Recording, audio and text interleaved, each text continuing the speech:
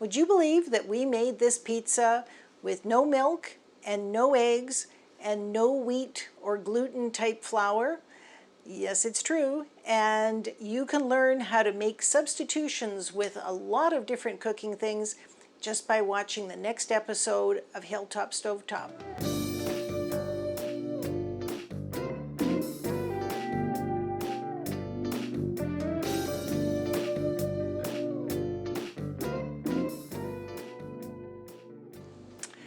Hello and welcome back to Hilltop Stovetop, the show where we're teaching you how to make great meals in an ordinary kitchen. Today we're going to be focusing on substitutions. Now everybody has a reason to be substituting things. It might be because somebody in the family is a vegetarian or a vegan. It might be because of food sensitivities, or sometimes it's just because you happen to have run out of one ingredient versus another. So for those of you that have been watching my videos for a while, you know that most of the time I don't bother putting an actual recipe in the description unless it's something critical that where the proportions have to be exactly right. And the reason I do that is I want everybody to learn about the techniques and then be able to use their imagination when they're cooking. Now today we're going to be making a pizza, but we're taking into account all of the food sensitivities that various family members have. So for instance, we're not using regular flour because there's people that have gluten sensitivities and wheat sensitivities. The recipe that I have calls for almond flour, but I'm not going to use almond flour. I'm going to use sesame flour because I have somebody else in the family that is sensitive to almonds. Then the other thing we're going to do is, instead of regular cheese, because there's people that are lactose intolerant, we have dairy-free cheese. And this happens to be cheese that my sister Margaret actually made using coconut milk and agar agar and tapioca flour, which makes it stretchy like mozzarella, and a little bit of salt and lemon juice. Now you can buy dairy-free cheese, but we decided that we were going to try this out. You can make this with any kind of plant-based milk. If you don't like coconut or you have a nut allergy, you could make it with rice milk or some other non-plant or non-dairy kind of milk. We are also, what else are we doing here? So we've got the cheese, we've got the, eggs, that's the other thing, the eggs. Okay, so the eggs, we also have somebody in the family that has a sensitivity to eggs. And if you go online and look for egg substitutes, I actually came up with 13 different ones. So what you need to do anytime you're substituting something is to say, why am I putting that ingredient in the first place? So with eggs, it could be because it's a binding agent, it's going to hold your dough together. It could be because you just need it to moisten up the batter. It could be as a leavening agent, and it could be for the flavor and to help it brown. In this case, we need it as a binding agent. So we're going to use the stuff called Agar Agar powder. It's the same stuff that was used in the cheese, and it's basically a type of vegetarian gelatin. And we're going to take a couple, we've got, for each egg, we're putting in 1 tablespoon of that plus 1 tablespoon of water. We're going to mix that together, and that will bind it together just the same way as an egg would. So I've already used my mixer to grate the cheese, and we're going to start by putting together all the rest of the ingredients in here. It'll get a little noisy here. We're going to start with 2½ cups of sesame flour. So that's what we are substituting for the almond flour. And all I did was I took just regular sesame seeds like this, and we put them through the blender and put it into more of a flour kind of texture. Anytime you're dealing with nut flours, it's different than wheat flour. There's oils in here, so it's a little moister and more granular. The other thing that we're putting in here is a couple of tablespoons of flaxseed that's been ground. So we're going to start with that. We're We're going to add in some salt. And good dose of salt there. And let me just check my recipe. I do have a recipe that I'm referring back to. Oh, right, onion powder. We want to give this a little zip and some flour, so some flavor. So that's a teaspoon of onion powder. And that's a good start. So we'll start by mixing that part up.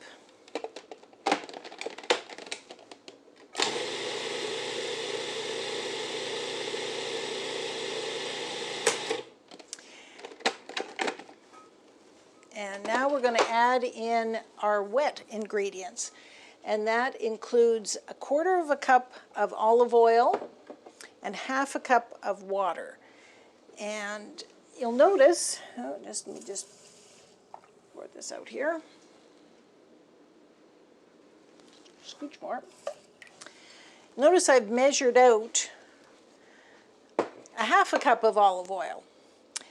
Even though I only need 1/4 cup. So the reason that we've got 1/2 cup in this recipe is there's 2 things that you might need to do with this. One is the 1/4 cup that's going in your batter, but the other 1/4 cup, when you're spreading out the dough, you're going to put that on your hands to help it, to keep it from sticking. In my case, I'm not going to use the olive oil for that. I'm going to roll it out between parchment paper, but we'll take it from there. And then we're going to mix up the Agar Agar. So I'm going to add a couple of tablespoons of water to this.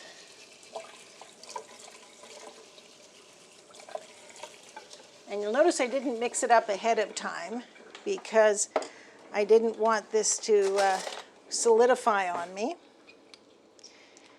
And we need it to be moistened up. And in this case, this is replacing the gluten that's in our flour. And I'm going to add a little bit more water to that. The instructions said 1 to 1, but I think it needs to be a little bit moister.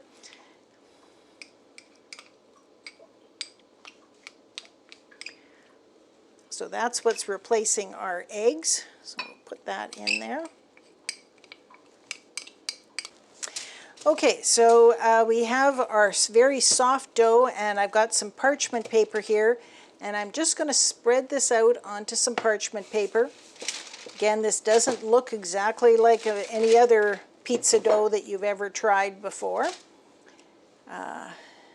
Be careful when you're using one of these mixers. Now, if you didn't have a blender like this, you could mix this by hand. As you can see, it's very soft. So it would be easy to do that.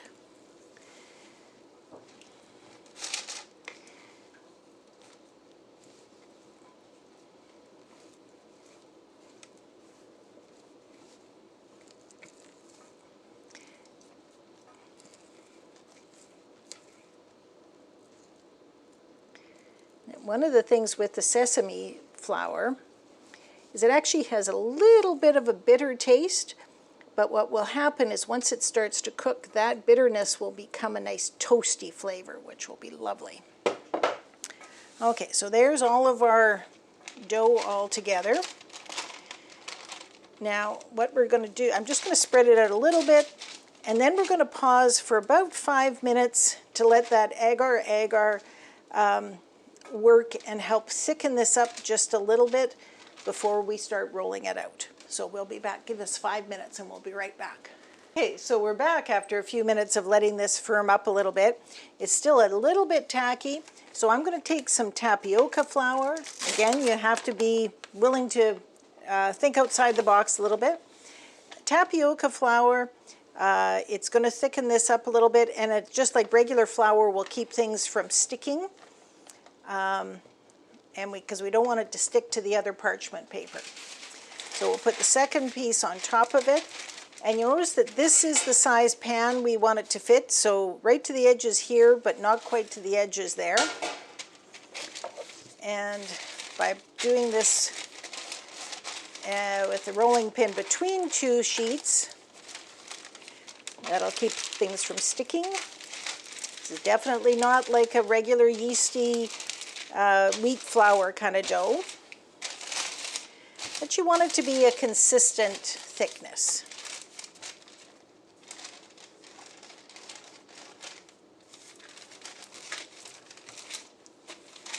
And it will look very hand-tossed because it will be asymmetrical.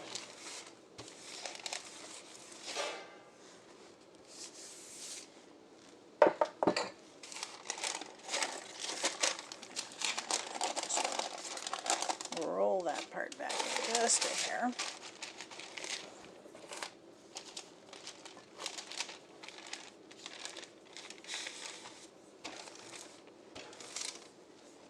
There we go.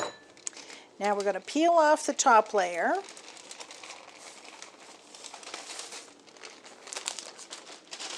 And slide the whole works onto our pizza pan.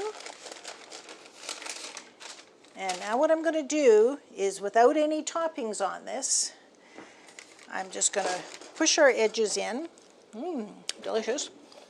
And one way you can do that is just using a spoon to create an edge. Doesn't have to be much of an edge, but just something to hold that. Sure.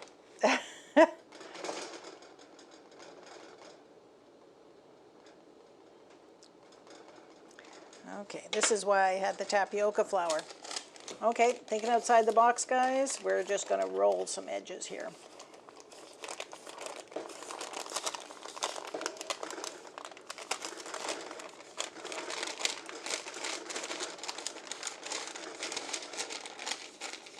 There. So remember to be flexible.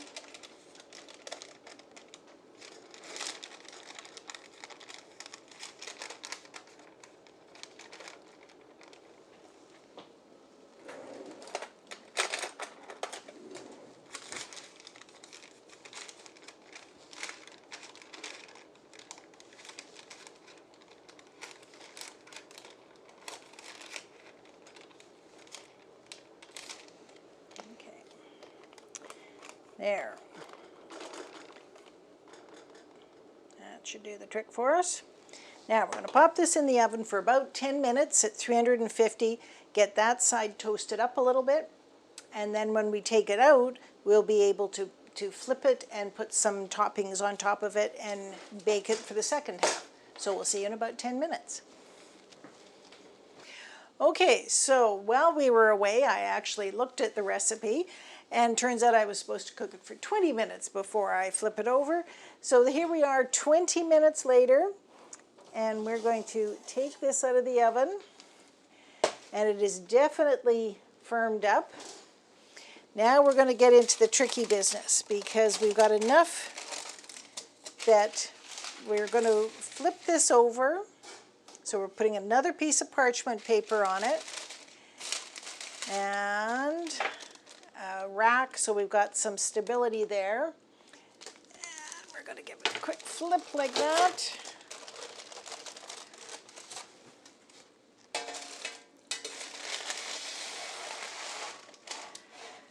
Okay, now everybody hold your breath, and look at that, it came out perfectly.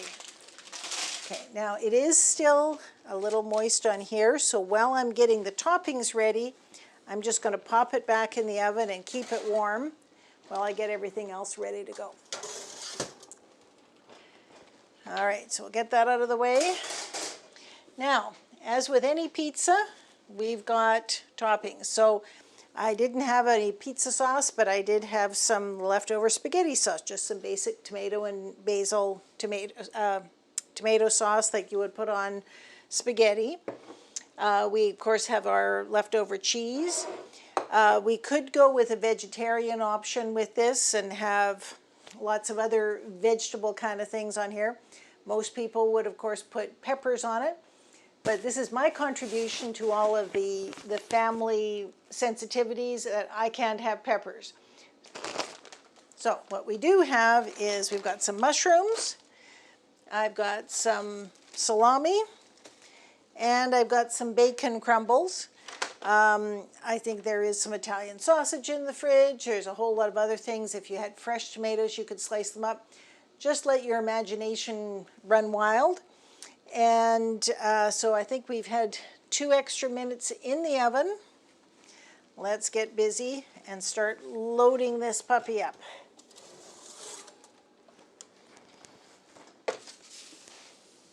And we wanted to do that so we could have a little bit of extra crispiness. So of course, anytime you're doing pizza, the very first thing you're going to do is put your sauce on it.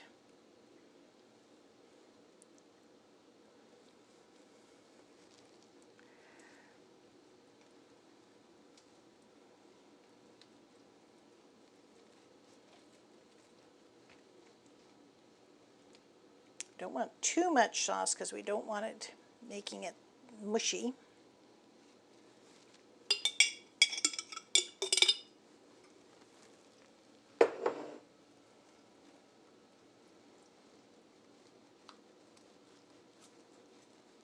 Okay. Delicious sauce. And again, if you've got people with food sensitivities, if you're buying pre-made sausage type things like this, just have a close look at the ingredients in there. Make sure that there's nothing in there that's going to hurt the various eaters of this. And one thing you could do with this is make several small ones and just let people put their own toppings on it, whatever works for them. Okay, then we'll put on our mushrooms. And these are some of these mushrooms that I had in the freezer. And if you remember from one of my first videos, I told you the trick where if you've bought mushrooms and bought fresh mushrooms and you've used what you need for the recipe, you can take the rest of them, slice them up like this, and pop them in the freezer, and then use them whenever you want, instead of letting them go to waste in your drawer. And these are still frozen together.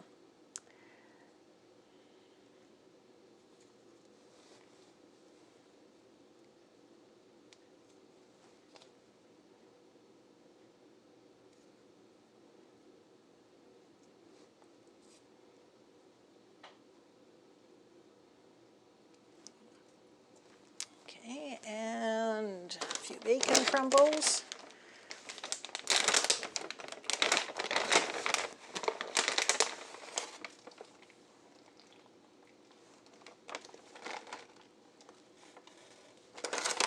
Don't worry, we've got another package on the shelf. And then I'm going to take the last of this beautiful homemade coconut milk cheese and sprinkle it on the top.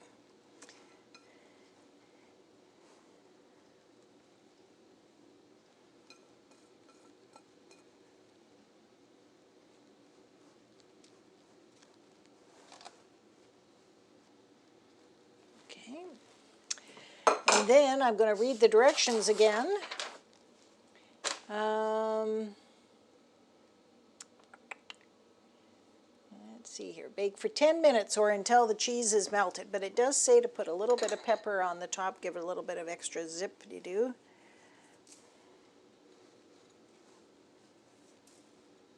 I don't think I would have thought about putting pepper on the top of this if it hadn't been for actually looking at the recipe. Okay.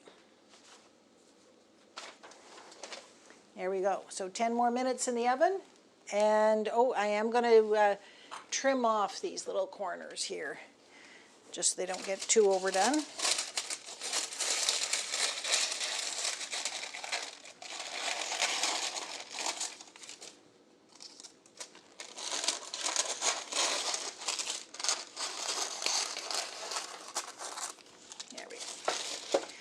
Okay, so we will see you in about 10 minutes as soon as this cheese is melted.